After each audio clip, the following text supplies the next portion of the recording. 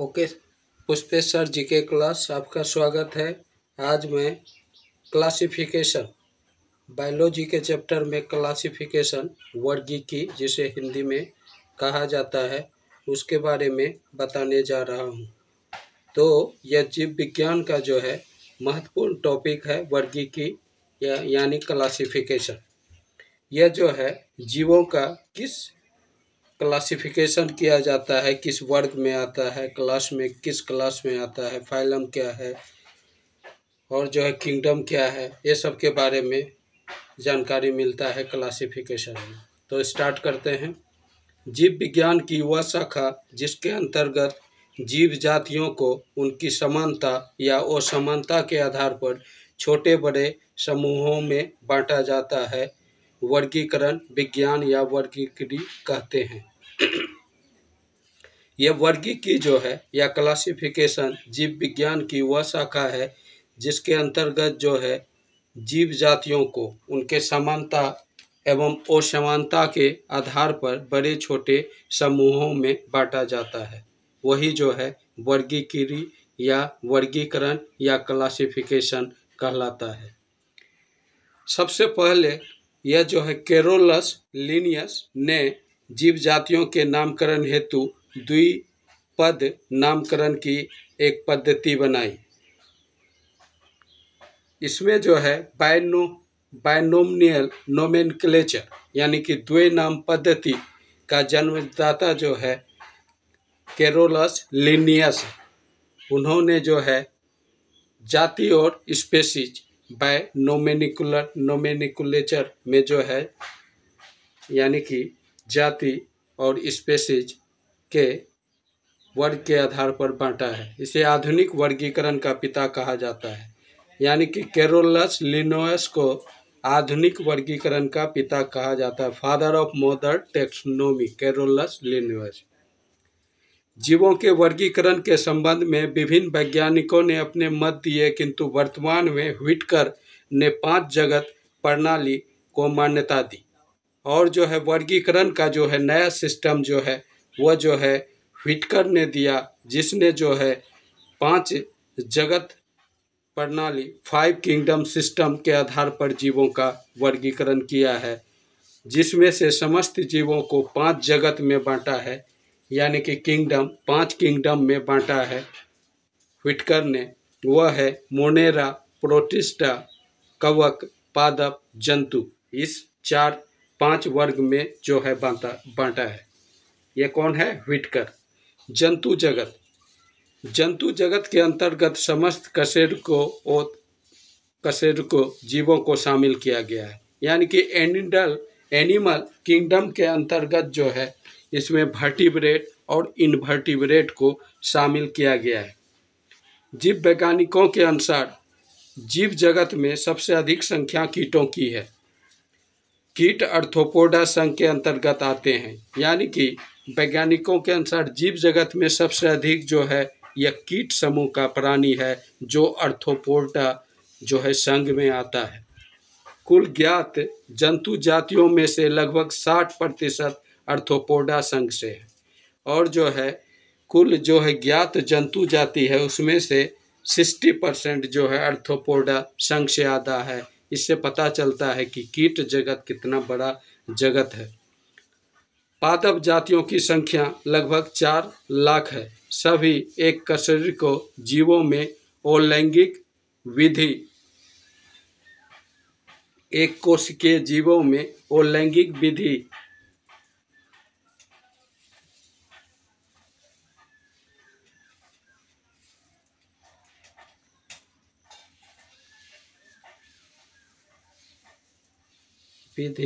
द्वारा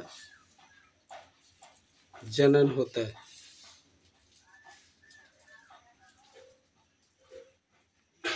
और जो है जैसे एक कोशिकीय प्राणी आपका हुआ अमेबा, और उसमें जो है जनन जो है अलैंगिक विधि से होता है।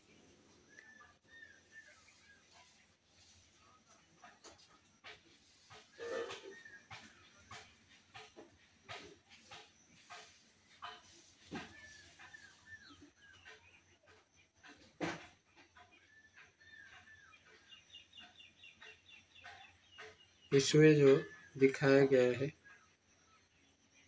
प्रोटिस्टा, संघ, शैवाल, प्रोटोजोआ, मोनेरा, इसमें एक कोश के प्रोकैरियोटिक आता है। व्हिटकर का वर्ग केकड़ा मोलेस्टेका वर्ग, जबकि बरूथी, बिच्छू तथा मकड़ी एकिड्ना वर्ग के संबंधित आर्थ्रोपोडा संघ के अकशेरुकी जंतु है। टीक तथा माइट वास्तव में मकड़ी वंश के होते हैं, जो कि एरेगीगन के अंतर्गत आते हैं। इसके उपांग संधि युक्त तथा शरीर द्विपार्श्वीय एवं त्रिस्तरीय होते हैं।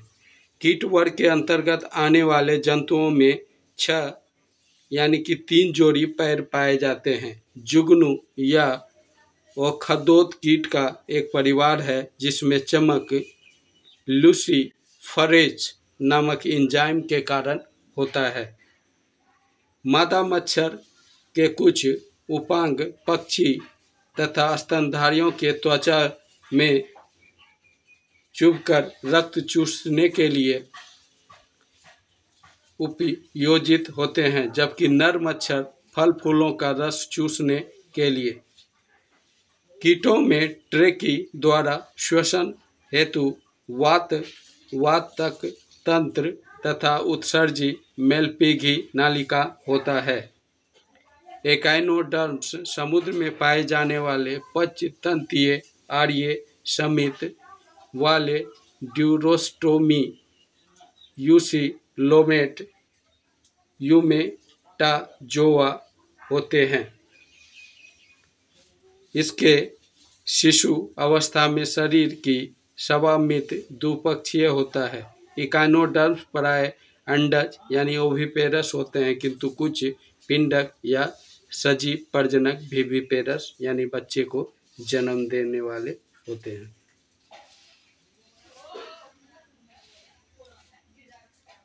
अब है ऑक्टोपस। ऑक्टोपस सिफेलोपोडा वर्ग का एक मृदु कवची जंतु है, जिसे डेविल फिश के नाम से भी जाना जाता है। ऑक्टोपस को डेविल फिश भी कहा जाता है और जो है यह सिफेलोपोडा वर्ग में आता है। इनके सिर पर 8 भुजाएं पाई जाती है। विशाल स्क्विड्स तथा कोलोसल स्क्विड्स सबसे बड़े अकशेरुकी हैं। कोलोसल स्क्विड्स की लंबाई अपेक्षाकृत कम किंतु वजन अधिक होता है। समतापी यानी होमियोथर्मल गर्म रुधिर वाले वे जंतु जिसके शरीर का तापमान वातावरण के ताप से प्रभावित न होकर सदैव एक सा रहता है। समतापी प्राणी वैसा प्राणी होता है जिसका जो है ब्लड का टेम्परेचर जो है यानी कि ब्लड का तापमान जो है वातावरण के अनुसार नहीं बदलता है, सदा एक सा रहता है। इसके अंतर्गत पक्षी और स्तनधारी आते हैं। जितने भी पक्षी हैं और स्तनधारी हैं वे जो है होमियोथर्मल यानी कि समतापी रक्त के अंतर्गत आते हैं। असमतापी यानी कि हेटेरोथर्मल ठंडे रुधिर वाले वे जंतु होते हैं जिनके शरीर का तापमान वातावरण के ताप के अनुसार घटता बढ़ता रहता है। यानी कि असमतापी यानी कि कोल्ड ब्लडेड ऐसा प्राणी होता है जिसका शरीर का तापमान वातावरण के अनुसार जो है बदलते रहता है, घटते बढ़ते रहता है, जिसमें जो है मत्स्य वर्ग यानी कि फिशरीज, उभयचर, एम्फीबियन, सरीसृप, रेप्टाइल इत्यादि आते हैं। रात्रिचर कुछ जीव होते हैं, रात्रिचर होते हैं, जिसको नेक्टर्नल एनिमल कहा जाता है, जो रात में चलता है, दिन को आराम करता है। दिन में आराम करते हैं किंतु रात्रि में सक्रिय रहते हैं। इन जंतुओं में प्रायः श्रवण तथा स्कंद्रिय अत्यधिक विकसित होते हैं एवं दृष्टि क्षमता विशेष अनुकूलित होता है। मतलब यह जंतु रात में चलता है, उसमें जो है श्रवण यानी सूंघने की क्षमता काफ़ी विकसित होता है और दृष्टि भी उसके अनुकूलित होता है और जिसमें जो है मच्छर, चमगादड़, उल्लू, कीवी ये सब है रात्रिचर जंतु हैं। किंतु जंतुओं के नाम मछलियों के नाम से मिलते जुलते हैं, परंतु ये वास्तविक मछली नहीं होते हैं। जैसे जेलीफिश, यह है निडेरिया वर्ग का है। यह नाम तो मछली से मिलता है लेकिन मछली नहीं है। सितारा मछली यानी स्टार फिश, यह आता है इकाइनोडर्म में। और जो है रजत मीन या सिल्वर फिश, यह कीट वर्ग में आता है। कटल फिश, यह मोलस्क में आता है। हेग फिश, यह है साइक्लोस्टोमेटा में आता है। डेविल फिश मोलस्क में आता है। क्रेफिश आर्थ्रोपोडा में आता है। कुछ वास्तविक मछलियां हैं जैसे flying fish, cat fish, pipe fish, paddle fish, gold fish, globe fish, cat fish, यह जो है वास्तविक मछलियां हैं। डॉग फिश, यह है स्कोलियोडोन को कहते हैं, जो कि एक उपास्थि मीन है। Cartilaginous fish. समुद्री घोड़ा या ओस्वोमीन हिप्पोकैम्पस को कहते हैं, जो एक वास्तविक मीन है। और जो है मछलियों में श्वसन के लिए गलफरे पाए जाते हैं, जो पूर्णतः जल में घुली ऑक्सीजन को ग्रहण करने के लिए अनुकूलित होते हैं। यानी कि मछली में गलफरे यानी गिल्स पाए जाते हैं, जो जल में घुली ऑक्सीजन को सांस के रूप में लेता है, यानी कि जल से ही ऑक्सीजन लेता है। सर्दियों के मौसम में झीलों तथा नदियों की केवल ऊपरी परत ही जमती है, जबकि नीचे की परत का जल अपने तरल रूप में विद्यमान होता है। इसलिए मछलियां तथा अन्य जलीय प्राणी जमी हुई झील या नदियों में भी जीवित रह सकते हैं, क्योंकि नीचे का जल जमता नहीं है, सिर्फ ऊपर का। इसीलिए जो है मछली जो है झील में, जमे हुए झील में भी जिंदा रहती है। एम्फीबियंस या एम्फीबिया उभयचर वर्ग के अंतर्गत ऐसे जंतु आते हैं जिनका शरीर जलीय या स्थलीय दोनों प्रकार के जीवन के लिए उपयोजित होता है। यानी कि यह जल और स्थल दोनों के लिए अनुकूलित होता है और दोनों में रहता है। यह एम्फीबियन कहलाता है। आगे देखते हैं। उसके बाद आपका सरीसृप वर्ग यानी रेप्टाइल्स के अंतर्गत कछुआ, मगरमच्छ, सर्प इत्यादि जंतु को शामिल किया जाता है। अधिकांश सर्प विषहीन होते हैं, जबकि कुछ प्रजातियां जैसे कैरेट, कोबरा, वाइपर आदि विषैले होते हैं। विषैले सर्पों में ऊपरी जबड़े की मैग्जिली हड्डी के 1 से 3 जोड़े बड़े या पीछे की ओर मुड़े विषदंत तालु से मुख्य ग्रसन गुहिका में उभरे होते हैं। ये मैग्जिलरी दांत ऊपरी जबड़े में स्थित विष ग्रंथियों से संबद्ध होते हैं। विष ग्रंथियां कशेरुकों प्राणी की लाल ग्रंथियों के समान होती है। चमगादड़ आकाश में उड़ने वाला एक रात्रिचर स्तनधारी प्राणी है, जो पक्षी वर्ग में नहीं आता है। यह स्तनधारी है। ब्लू व्हेल, यह जो है पृथ्वी पर पाए जाने वाला सबसे बड़ा स्तनपायी जलीय जीव है। इनकी लंबाई 33 मीटर तथा वजन 180 मीट्रिक टन से अधिक होता है। स्पर्म व्हेल विशालतम दांत वालों मांसाहारी व्हेल है। इनकी लंबाई 50 से 55 फीट तथा वजन 35 से 45 टन होता है। समुद्री शेर, सी लायन, सील या फोका, वालरस तथा डॉल्फिन भी जलीय स्तनधारी है। इसमें डॉल्फिन सिटेशिया गण, जबकि अन्य तीनों कॉर्निवोरा गण के अंतर्गत आते हैं। डॉल्फिन अत्यंत ही बुद्धिमान जंतु है। गंगा नदी में पाए जाने वाली डॉल्फिन को समुद्री जलीय जीव घोषित किया गया है। तो डॉल्फिन यह जो है जलीय स्तनधारी है और जो है यह जो है सिटेशिया गण में आता है। गण है इसका सिटेशिया। अन्य तीनों कार्निवोरा गण के अंतर। डॉल्फिन अत्यंत बुद्धिमान प्राणी होता है। गंगा नदी में अधिक पाया जाता है और राष्ट्रीय जल जीव जो है 2009 में डॉल्फिन को घोषित किया गया है। समुद्री गाय सी कॉ एक विशाल शाकाहारी जलीय स्तनधारी जीव है और है एकिडना या प्लेटिपस, एकमात्र अंडे देने वाली स्तनधारी जीव है एकिडना या प्लेटिपस। नील गाय भारत में पाई जाने वाली विशालतम मृग प्रजाति है। कपी प्राणी जगत में होमिनोइडिया महापरिवार की सदस्य जातियों को कहा जाता है। इनके दो मुख्य शाखाएं हैं। हीन कपी ये छोटे आकार के कपी होते हैं, जबकि गिब्बन जैसे गिब्बन। महाकपी ये बड़े आकार के मानवनुमा कपी होते हैं, जैसे चिंपांजी, गोरिल्ला, ओरांगुटान तथा मनुष्य। तो हीन कपी ये छोटे आकार के कपी को दो भाग में कपी किसमें आता है, होमोनाइडिया जो है महापरिवार में आता है, और दो भाग में इसको बांटा गया है। एक हीन कपी यानी छोटे आकार का कपी, एक महाकपी यानी बड़े आकार का कपी। हीन कपी यानी छोटे आकार के कपी में गिबन आता है और महाकपी बड़े आकार के कपी में चिंपांजी, गोरिल्ला, ओरांगुटान तथा मनुष्य आता है।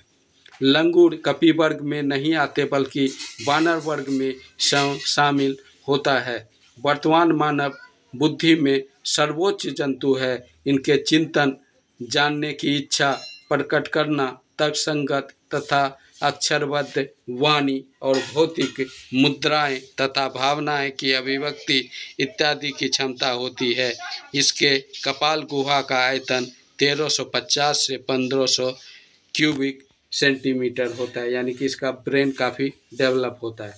अब देखते हैं मोनेरा जो है, इसमें जगत में मोनेरा जगत के अंतर्गत एक कोशिकीय प्रोकैरियोटिक जीवों को रखा गया है। इसमें एक कोशिकीय जीव और प्रोकैरियोटिक जीव होता है मोनेरा में। इसमें प्लाज्मा, जीवाणु, साइनोबैक्टीरियम आदि जीवों को शामिल किया गया है। माइक्रोप्लाजा स्वतंत्र जीवयापन करने वाले सूक्ष्मतम जीव हैं। साइनोबैक्टीरिया को नील हरित शैवाल भी कहते हैं। जीवाणु सरल, अति सूक्ष्म तथा एक कोश के अर्धजीव हैं। इसे मोनेरा जगत में रखा गया है। प्राय इनकी लंबाई 2 से 4 माइक्रोन तक होती है। इसे कंपाउंड माइक्रोस्कोप द्वारा देखा जाता है। ये मानव के लिए लाभदायक एवं हानिकारक दोनों हो सकता है। पोषण के आधार पर जीवाणु परपोषी, स्वपोषी होते हैं। स्वपोषी जीवाणु 2 प्रकार के होते हैं, प्रकाश संश्लेषी, रसायन संश्लेषी। 2 तरह का पोषण होता है, एक प्रकाश संश्लेषी होता है स्वपोषी में, एक जो है रसायन संश्लेषी। आर्कियोबैक्टीरिया के लक्षण समान जीवाणु से भिन्न हैं।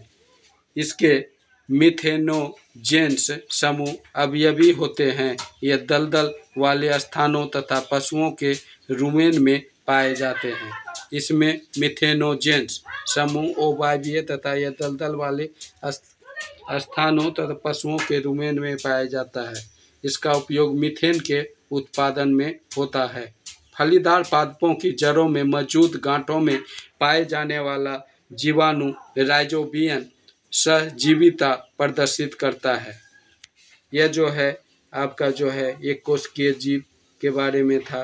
यह आपका जो है आपका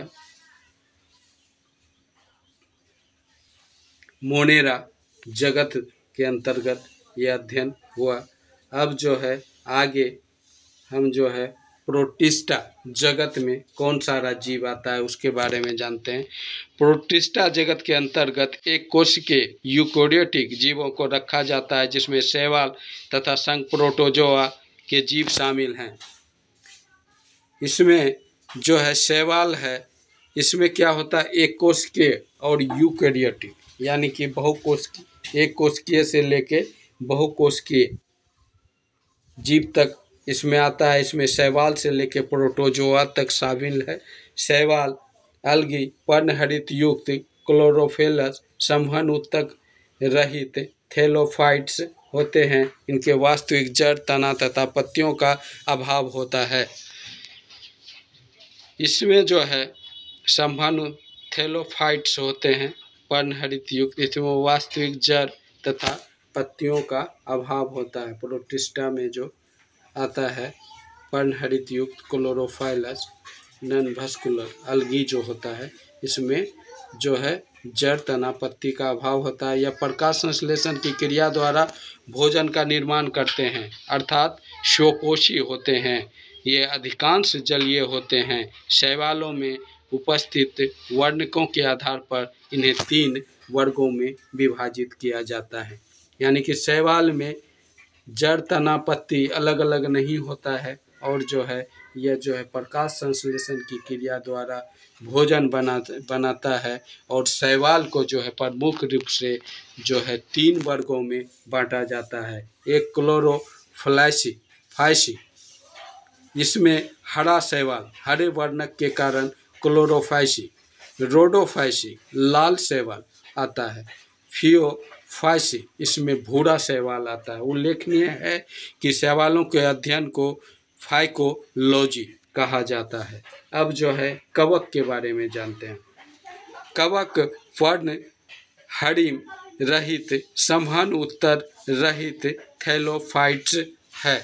यह जो है पर्णहरित रहित कवक, इसमें पर्णहरित नहीं होता है, संवहन ऊतक सहित थैलोफाइट्स हैं। इसमें संवहन ऊतक होता है थैलोफाइट से। यह परपोषी होते हैं। अधिकांश जो कवक परपोषी होते हैं। कवक का अध्ययन माइकोलॉजी कहलाता है। खमीर और कुकुरमुत्ता या मशरूम एक प्रकार का कवक है। खमीर इसको माइसीटीज कुल का, जबकि मशरूम बेसिडियोमाइसीटीज कुल का सदस्य है। कवक मूल कवकों तथा उभयचर पादपों की जड़ों के मध्य सहजीवी सहचर्य प्रदर्शित करता है। यानी कि कवक मूल माइकोराइजिया यह कवक तथा उच्चतर पादपों के जड़ों के मध्य सहजीवी संबंध सिम्बोसिस जो है एसोसिएशन प्रदर्शित करता है।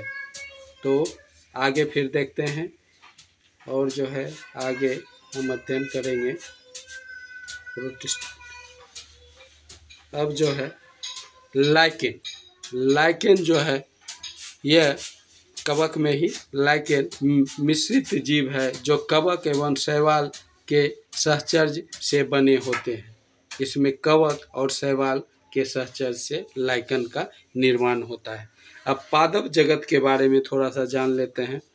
इसके अंतर्गत सभी बहुकोशिकीय पादप, प्रकाश संश्लेषी उत्पाद व स्वपेशी जीवों को शामिल किया गया है। इसमें बहुकोशिकीय होता है जीव, प्रकाश संश्लेषी होता है पादप, उत्पादक स्वजीवी होते हैं जो कि अपना भोजन स्वयं बनाते हैं। हरे पौधे प्रकाश संश्लेषण के द्वारा भोजन का निर्माण करते हैं, अतः इसे उत्पादक कहा जाता है। हरे पौधे जो है फोटोसिंथेसिस के द्वारा भोजन का निर्माण करता है और यह उत्पादक कहलाता है।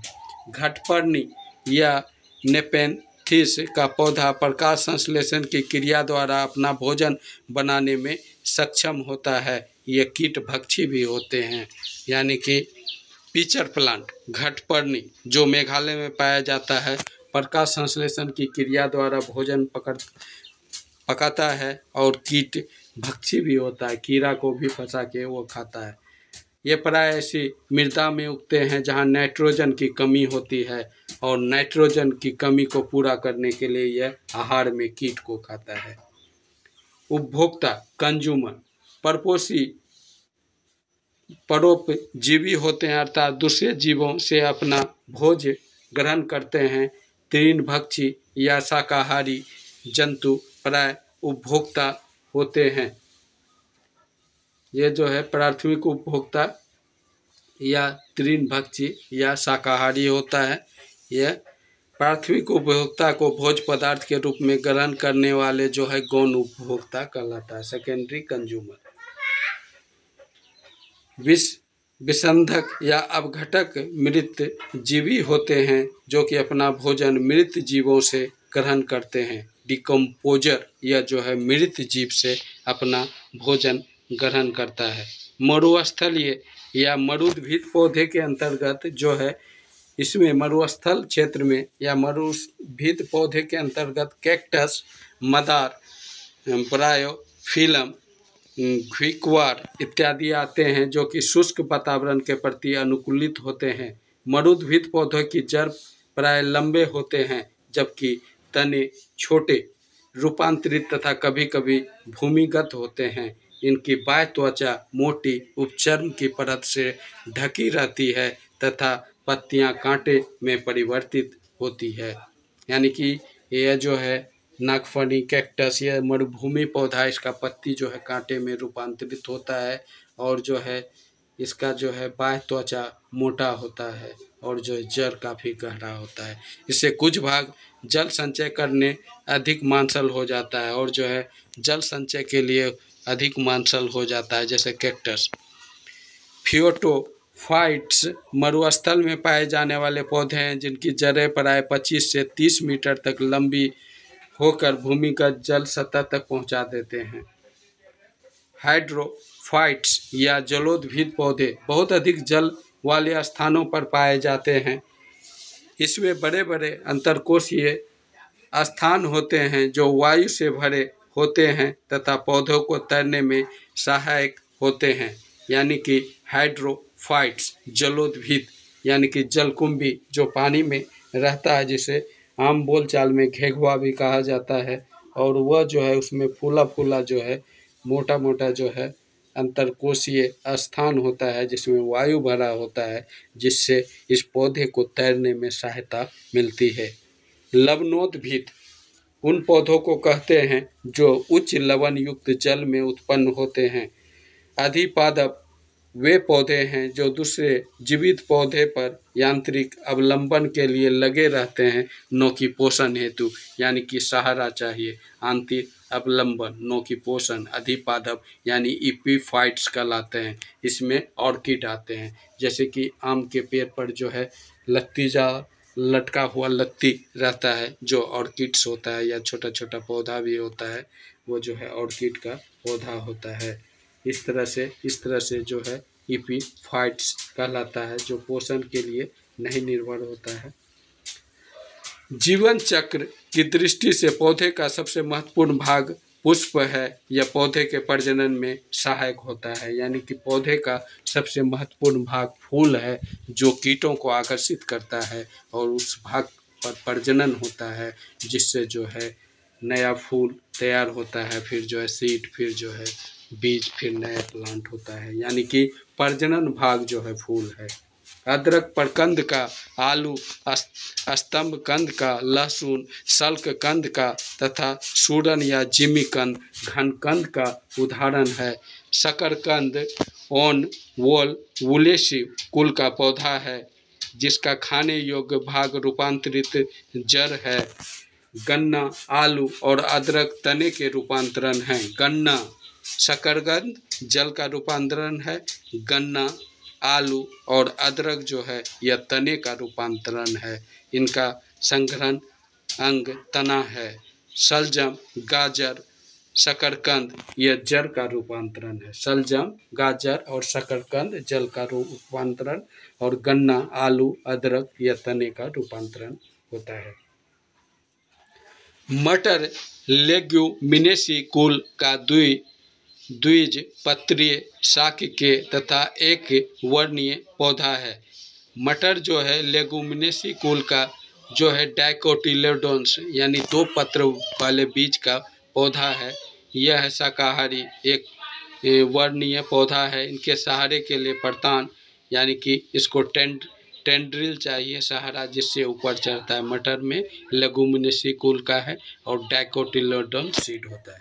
गन्ना यह है ग्रीमनी या पोएसी कुल के अंतर्गत आता है। इनका तना काट आमतौर से कायिक प्रवर्धन के लिए प्रयुक्त किया जाता है। इनका तना ठोस तथा संधिबद्ध होता है जिसमें पर्व तथा पर्व संधि होता है, यानी कि नोड जो गांठ होता है और जो दो गांठों के बीच जगह होता है, यह इंटर नोड कहलाता है। यह गन्ने में होता है और जो है ग्रेमिनी कुल के अंतर्गत आता है। लौंग, लौंग जो है क्लेव है, यह मिंटेसी कुल के साइजियम एरोमेटिकम या यूजीनिया कैरियोफाइलेटा नामक मध्य कद वाले सदाबहार वृक्ष की सूखी हुई पुष्पकलिका से प्राप्त होता है। इनका उपयोग भोज्य पदार्थ या दंत शूल निवारण इत्यादि में होता है। यानी कि लौंग का उपयोग जो है भोजन में होता है और जो है मसाले के रूप में, और दांत में दर्द हो उसमें भी जो है इसका जो है कली जो होता है उससे बनता है, बहुत उपयोगी होता है। और लौंग जो है मिंटेसी कुल के साइजियम एरोमेटिकम के अंतर्गत आता है।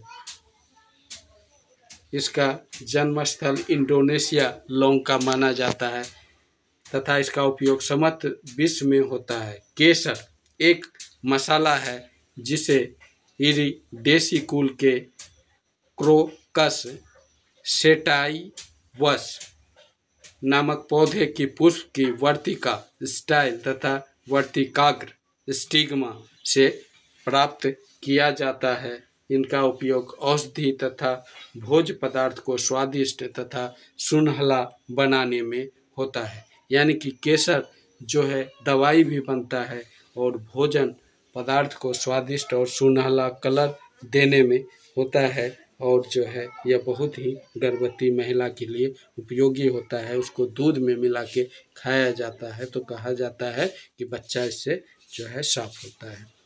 केसर में सेफानल या पिक्रोकोकोसिन नामक रसायन पाया जाता है। भिंडी, अब भिंडी के बारे में देखते हैं। भिंडी के पौधे का वास्तविक नाम एबेलिया मोस्कस एक्यूलेटस है। इनका फल कैप्सूल प्रकार का होता है। इनका संपूर्ण भाग खाया जाता है। हल्दी के पौधे का खाने योग्य भाग प्रकंद राइजोम है, जो कि एक भूमिगत रूपांतरित तने का प्रकार है। यह जो है रूपांतरित तना है और जो है भूमिगत होता है, जिसको प्रकंद या राइजोम कहा जाता है हल्दी को। इनका वास्तविक नाम कुरकुमा लौंगा है। यह जिंजीबेरेसी कुल का सदस्य है। इनका उपयोग औषधि, मसाले तथा रंगकारक इत्यादि के रूप में होता है। शहतूत, अनानास तथा कटहल का फल साइरोसिस कहलाता है। शहतूत, अनानास तथा कटहल का फल, यह तीनों जो है साइरोसिस में कहलाता है। काजू या सिंघाड़ा का फल नट कहलाता है। सिंघाड़ा का बीज देखते हैं आगे। जबकि लीची का मांसल बीज चोल खाया जाता है। वो नागफनी का फल पोम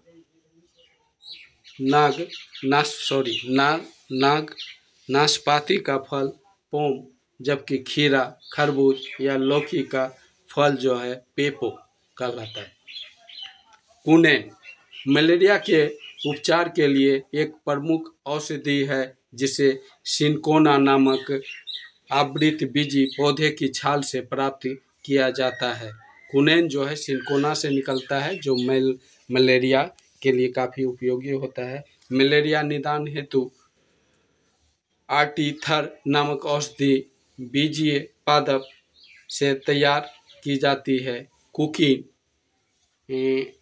एट्रेविन, क्लोरोक्विन इत्यादि औषधि भी मलेरिया निदान हेतु प्रयुक्त की जाती है। सन या पटसन या जूट के तने की रेटिंग से रेशा प्राप्त किया जाता है, जबकि कपास के फलों में स्थित बीज के बीजावरण से लगी रेशे प्राप्त किया जाता है। और ये दो प्रकार के होते हैं, बड़ी लिट रेशा तथा छोटी फज रेशा। लिट रेशे व्यावसायिक तौर पर अधिक महत्वपूर्ण होता है। कपास के रासायनिक संगठन में सेलुलोज, जल, प्रोटोप्लाज्म, वसीय तत्व तथा खनिज लवण होते हैं। पपीता का वास्तविक नाम केरिका पपाया, यह जो है केरिका पपाया कहलाता है। इसमें उपस्थित पपेन एंजाइम प्रोटीन के पाचन में सहायक होता है। पपीता में एंजाइम पपेन होता है जो प्रोटीन को पचाने में सहायक होता है। इनका पीला रंग उसमें उपस्थित केरिका जेंथिन नामक वर्णक के कारण होता है। पपीता का पीला रंग उसमें केरिका जेंथिन वर्णक के कारण होता है। सेब के फल में लाली का कारण एंथोसाइनिन नामक वर्णी लवक होता है। सेब में लाली एंथोसाइनिन नामक वर्णी लवक से होता है। लाल नारंगी रंग के वर्णक जैसे कैरोटीन, गाजर में, टमाटर में लाइकोपीन वर्णक, पीले रंग के वर्णक जैसे जेंथोफिल, हल्दी में, चुकंदर में बिटरनीन वर्णक होते हैं।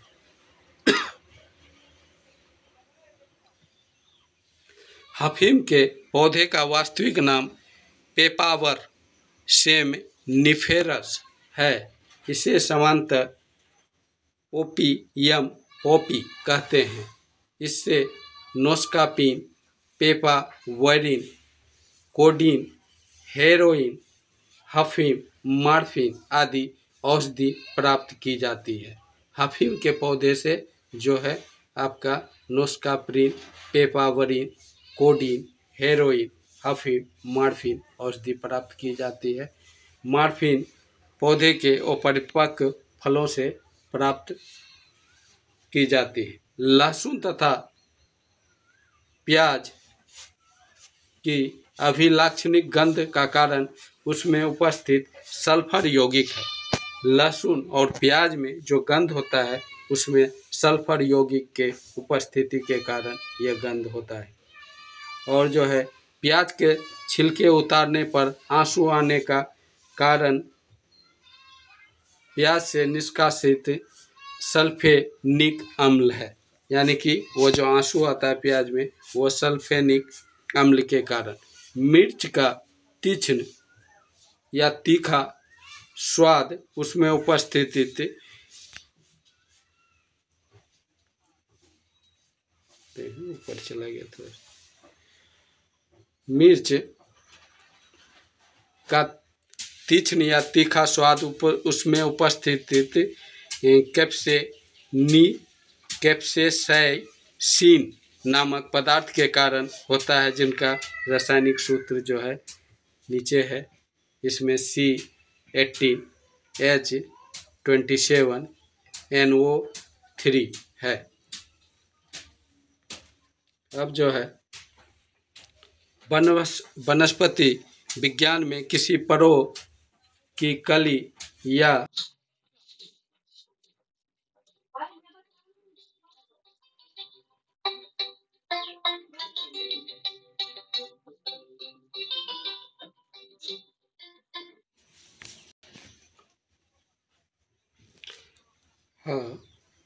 अब जो है वनस्पति विज्ञान में परो की कली, मिर्च में तीक्ष्ण स्वाद कैप्सेसिन के कारण। वनस्पति विज्ञान में किसी परो को कली या कलिका कहते हैं। यह किसी पत्ती के अक्ष पर या तने के अंतिम छोर पर होता है। कॉर्क ओक नामक वृक्ष की छाल से प्राप्त किया जाता है, जिसका वास्तविक नाम क्वेर्कस शुबर है। इस पौधे की उत्पत्ति स्थल भू मध्य सागरीय क्षेत्र है। यानी कि कॉर्क या ओक नामक वृक्ष की छाल से प्राप्त होता है, जिसका वास्तविक नाम क्वेर्कस शुबर है। इस पौधे की उत्पत्ति स्थल भूमध्य सागरीय क्षेत्र है।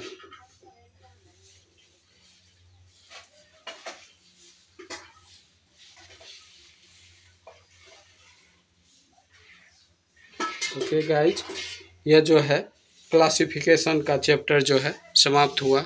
अब इससे जो है रिलेटेड जो है ऑब्जेक्टिव क्वेश्चन नेक्स्ट वीडियो में मैं बताऊंगा। चैनल अच्छा लगा हो तो चैनल को लाइक एवं सब्सक्राइब करें ताकि आपके लिए मोर वीडियो मैं अपलोड करता रहूं। Okay bye.